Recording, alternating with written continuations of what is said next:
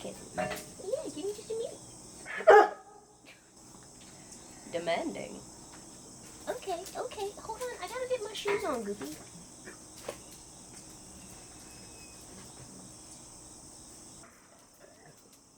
Baby's ready? Let's roll. Let's do it. Come on, P-Bear. Oh.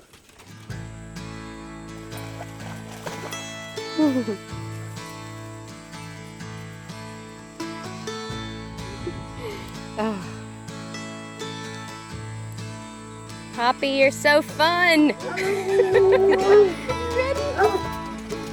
I think the babies are ready for a walk.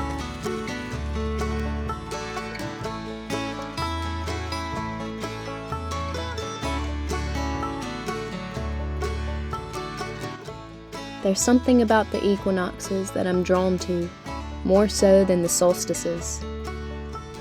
I feel in this season I'm invited to take a breath and lean into the transition. The goldenrod has been here greeting us since early September, despite the resilient green that'll remain till about mid-October for us. Of course you're soaking wet. From where?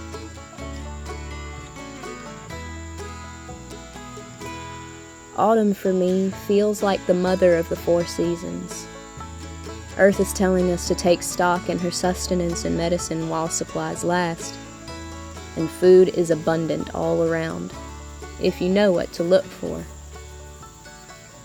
Regardless to any plant's edible status, I'll bask in the green all around my home while I can, and savor the warmth of the earth under my feet till the weather turns. I'll be certain it's time to turn in when the cicada choir has hushed and the palpable stillness resonates in me, the way only these colder months can conjure.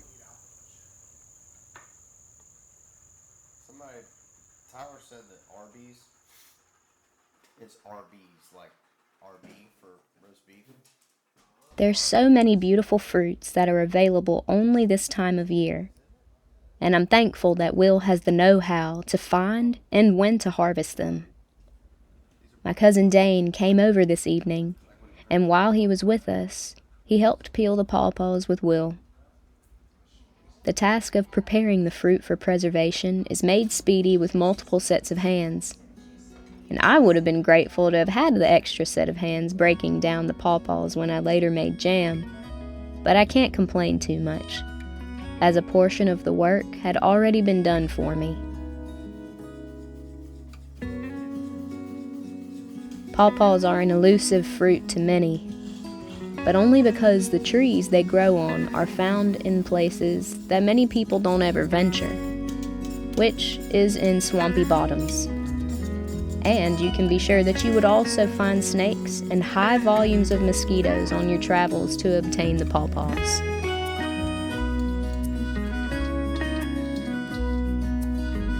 Pulp can be rendered and frozen to later use in baked goods, which I do plan to do a little later on. But I could not believe how good the jam turned out. And these little jarred gems were just as much of a treat for us to gift as it was for the folks that received these packages of perfection from us.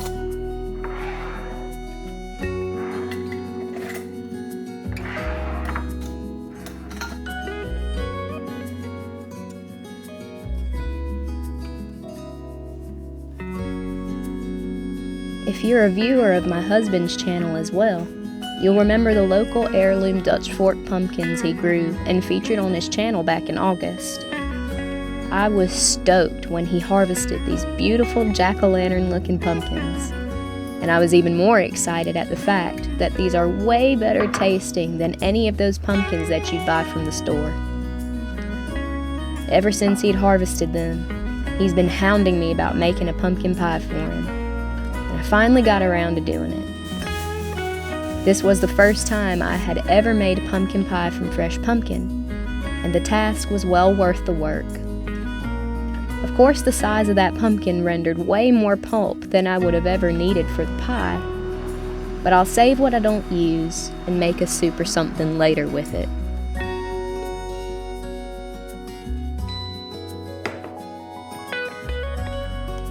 I don't have a special recipe that I use as such. I just looked online. But I did check out multiple recipes and cross-compared to see what I wanted to do. I found one that suggested using evaporated milk as opposed to heavy cream, as it adds a warm caramel flavor to the pie. And that was good advice. Whoever wrote that recipe was right. It made a beautiful flavor, and I will definitely be using evaporated milk from now on in all of my pumpkin pies. She's a touch overcooked. Throw a little bit of whipped cream with some maple syrup and some cinnamon on it. Ain't nobody gonna tell. This is what I got, and I am pleased. First homemade pumpkin pie from fresh pumpkin grown here on our land. I'd call that a win. The first sightings of goldenrod never fail to set my September-loving heart aglow. Every season brings something good, but the transition that we all feel between late summer and autumn is one that I will never fall out of love with. And I hope that I can convey properly just how honored I feel that I get to fall deeper in love every year when fall returns. The pollinators are hard at work, stocking up for the winter ahead. As they know here in the South, temperatures can take a downward turn unannounced, and we are left with the familiar nip in the air that is autumn.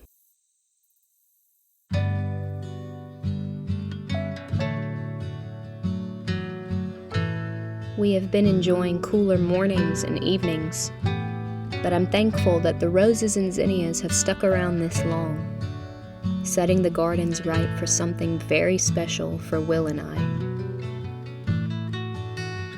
The master motivator that is love has fueled every decision I have ever made, to the clothes that I buy, all the way to the more important decisions, like the people that I allow to be a part of my life.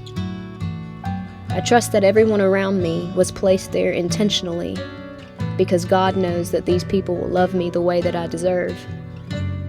No matter the name you call upon God, there's no greater love than that of the love that He feels for you.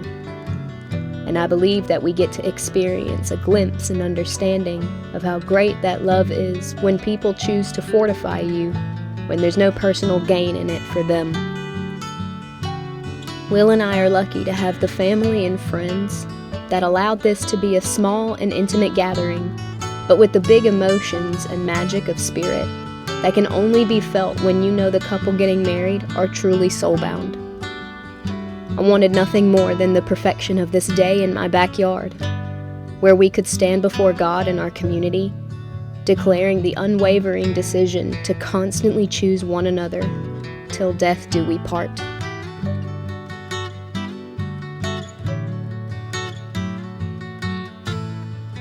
Autumn has barely begun, and it's already one for the books.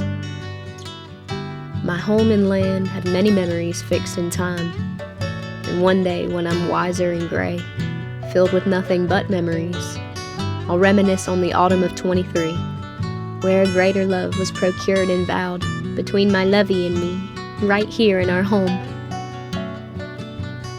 This is the autumn of abundant love, where we've put the effort in all summer to curate everything we will need in these colder seasons ahead. I will miss this green buzz of life when everything is bleak and brown.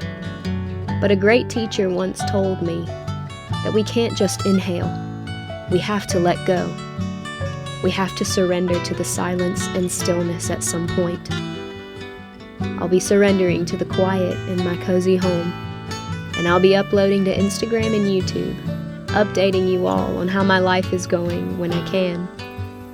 Thank you so much for watching. May this be the autumn of abundance for you and your family. Take care. With love, from the Kunkles.